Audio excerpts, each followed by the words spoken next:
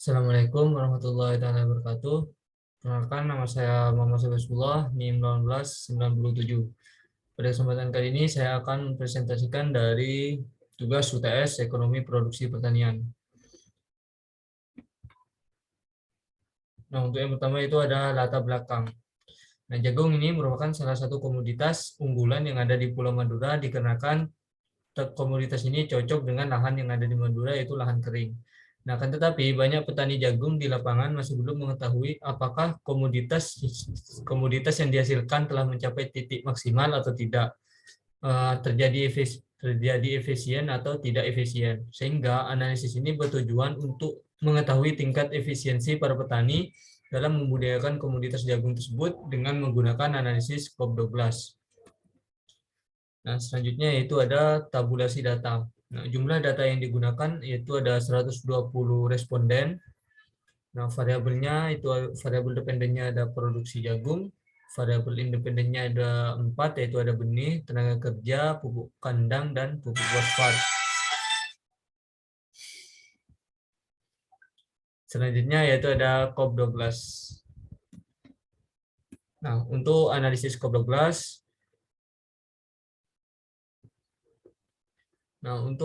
COP12, kita menggunakan dua variabel. Variabel dependen yaitu tenaga kerja dan juga benih. Benih X1 dan tenaga kerja itu X2. Nah, ini merupakan tabulasi datanya. Nah, sebelum kita melakukan analisis regresi, kita harus melengkan atau melogkan data tabulasi data tersebut. Nah, dengan cara saya di sini menggunakan len, yaitu dengan cara mi sama dengan ln. Nah, diklik data yang akan dilengkan. Setelah itu drag sesuai dengan variabel jumlah dengan jumlah respondennya.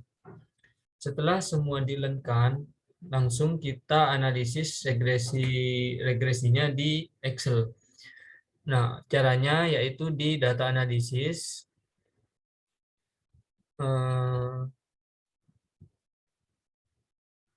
nah kita pilih regression.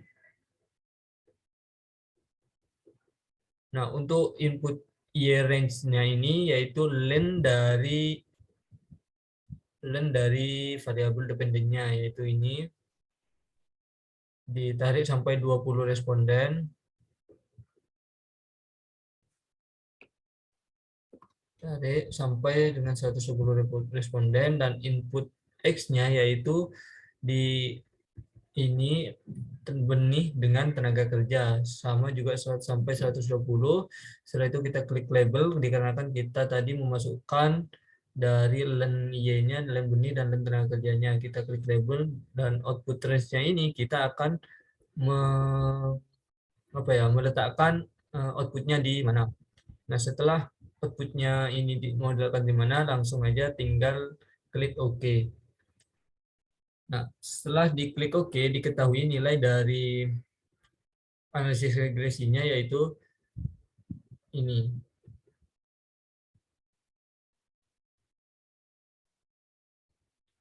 Diketahui bahwa nilai outputnya yang sudah dianalisis di Excel ini yaitu ada summary output, ANOVA, dan juga di ini untuk mencari tabelnya untuk menginterpretasikan masing-masing variabel. Selanjutnya yaitu dari hasil analisis yang dia dilakukan, fungsi COP12 yaitu persamaannya terbentuk yaitu Y sama dengan 76,947 X1 pangkat 0,0287 kali X2 pangkat 0,3373, di mana pangkatnya ini merupakan parameter beta yang mana dihasilkan dari nilai koefisien, dan untuk nilai konstantanya 76 ini koma sekian merupakan hasil dari eksponensial dari koefisien dari intercept yang ini. Nah, setelah fungsi COP12 ini diketahui, maka dapat dilanjutkan dengan melakukan perhitungan elastisitas, di mana caranya yaitu menambahkan parameter-parameter yang telah dihasilkan tadi, sehingga nantinya akan diketahui nilai elastisitas produksinya.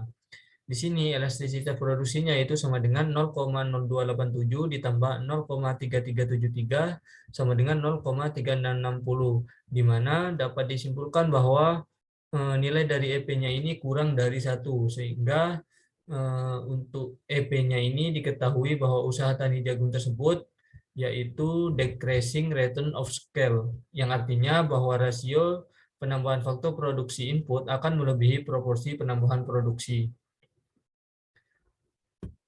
Nah, selanjutnya itu interpretasi outputnya.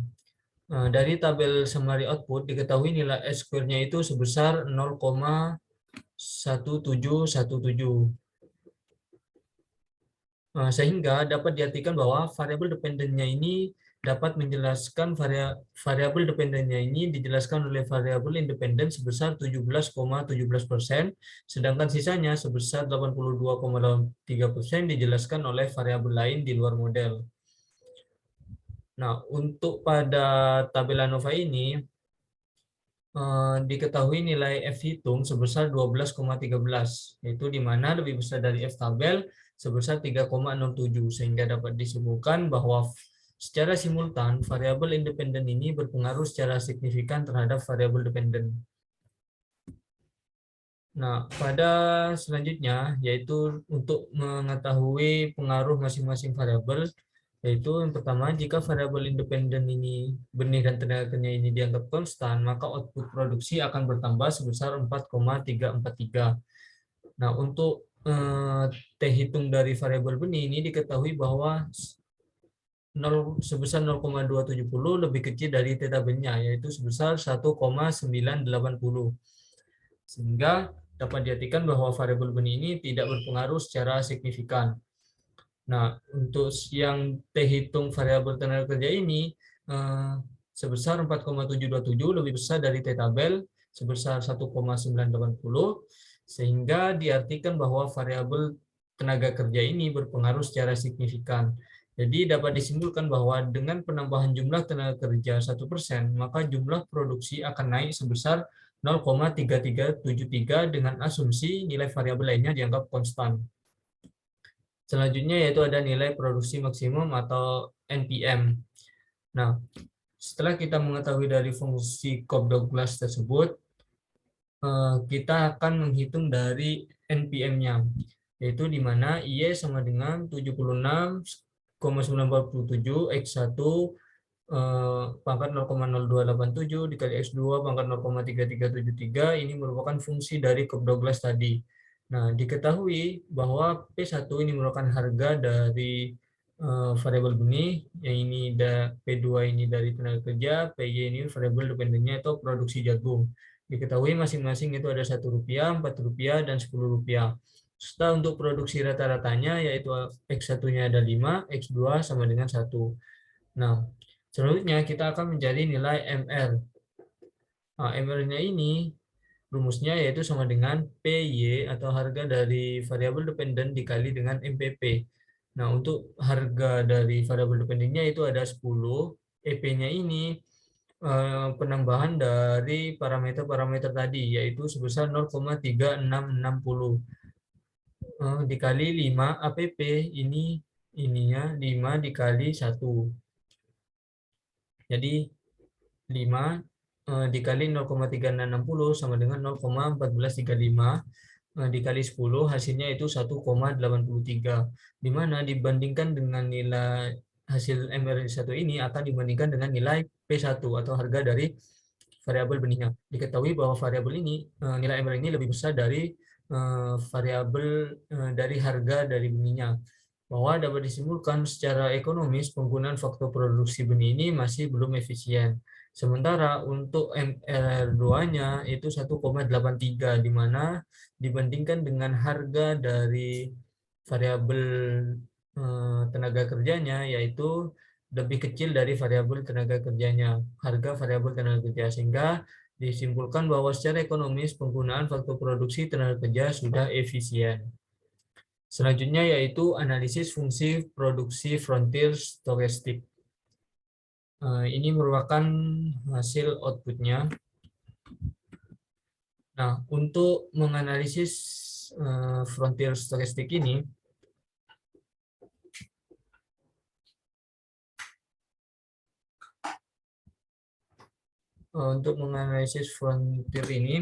kita menggunakan 4 variabel dependen, yaitu menambah dengan pupuk kandang dan juga pupuk fosfat. Sama juga halnya dengan fungsi core tadi, kita akan menelenkan semua variabel yang ada, dependen dan juga dependennya. Dari responden dan periode ini tidak usah dilenkan.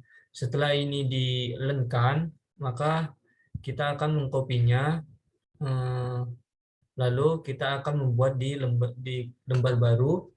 Setelah ini ada di lembar baru, kita save ke dalam bentuk teks atau di Macdos, teks Macdos. Nah, setelah ini sudah tersimpan dalam data teks, selanjutnya kita akan menganalisis data tersebut yang sudah terubah dalam format teks itu ke frontier. Nah, caranya yaitu tinggal ini satu, ini namanya, kita anggap saja ini namanya latihan. Kita namakan latihan tadi txt. Ini outputnya kita lebih kasih nama latihan 1.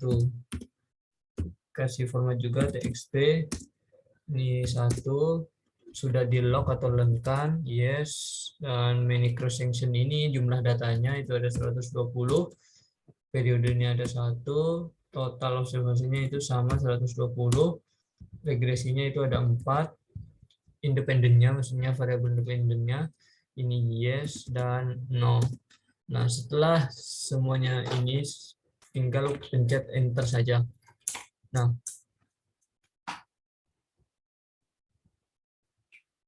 setelah di enter tersebut, maka dihasilkan sesuai output tadi. Langsung kita buka, maka dihasilkan outputnya yaitu ini, akan berbentuk ini. Nah, output yang dihasilkan seperti ini. Selanjutnya yaitu interpretasi. Nah, interpretasi ini dilihat dari nilai R-test, nilai gamma, dan juga dari pengaruh variabel independen dan variabel dependen, dan mengetahui tingkat efisiensi petani jagung. Nah, untuk yang pertama yaitu nilai LR-test. Nilai LR-test ini diketahui, nilai LR ini merupakan nilai yang digunakan untuk mendeteksi apakah di lapangan itu terjadi kasus inefisiensi atau tidak. Sehingga hipotesisnya yaitu H0 itu tidak terdapat kasus, dan H1 ini terdapat kasus inefisiensi. Nah, dilihat dari hasil output frontier ini, diketahui bahwa nilai frontiernya yaitu sebesar 6,928. Sementara nilai DF-nya ini sama dengan 2. Pada kode PAM ini diketahui bahwa A sama dengan 5% atau 0,05 dengan DF2. DF2 ini dilihat dari with number of regression ini, 2. Diperoleh nilai kode PAM yaitu 5,138. Sehingga dinyatakan dalam analisis ini yaitu menolak H0 dan menerima H1 dikarenakan LR testnya lebih besar daripada kode PAM. Sehingga pada analisis ini terdapat kasus inefisiensi pada usaha tani jagung. Selanjutnya yaitu nilai gamma.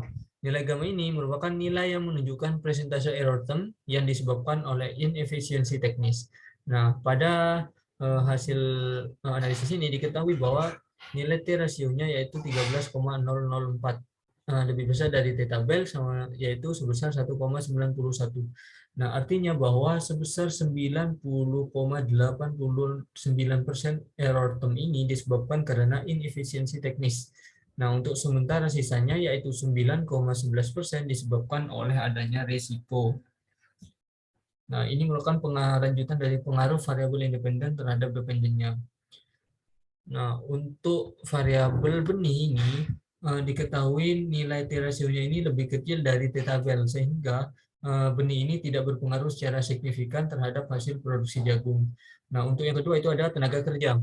Di mana tenaga kerja ini T rasionya sebesar 3,358, lebih besar dari T tabel, sehingga diartikan bahwa tenaga kerja ini berpengaruh secara signifikan terhadap hasil produksi jagung.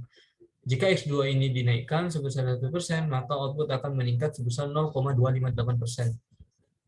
Nah, yang selanjutnya itu ada T rasio sebesar minus 2,811%. Ini lebih besar juga dari T tabel, itu berpengaruh disimpulkan dapat berpengaruh secara signifikan terhadap hasil produksi jagung. Jika pupuk kandang ini dinaikkan sebesar 1%, maka output akan menurun sebesar 361%. Nah, selanjutnya yaitu variabel terakhir yaitu pupuk fosfat. Sama juga ini lebih besar dari T tabel, artinya ini berpengaruh signifikan juga terhadap hasil produksi jagung. Sehingga jika X4 ini dinaikkan sebesar 1%, maka output akan meningkat sebesar 0,453%. Nah, selanjutnya itu ada tingkat efisiensi petani jagung. Ini merupakan hasil outputnya. Nah, dapat disimpulkan bahwa tingkat efisiensi jagung di usaha tani jagung di wilayah Madura ini di bawah interval 0,8 itu ada 105 petani dengan persentase 87,5%. Dan untuk petani yang di atas 0,8, di atas interval 0,8 itu hanya sebanyak 15 petani dengan persentase 12,5%. Dengan total seluruh jumlah petani yang dijadikan responden yaitu sebanyak 120 responden.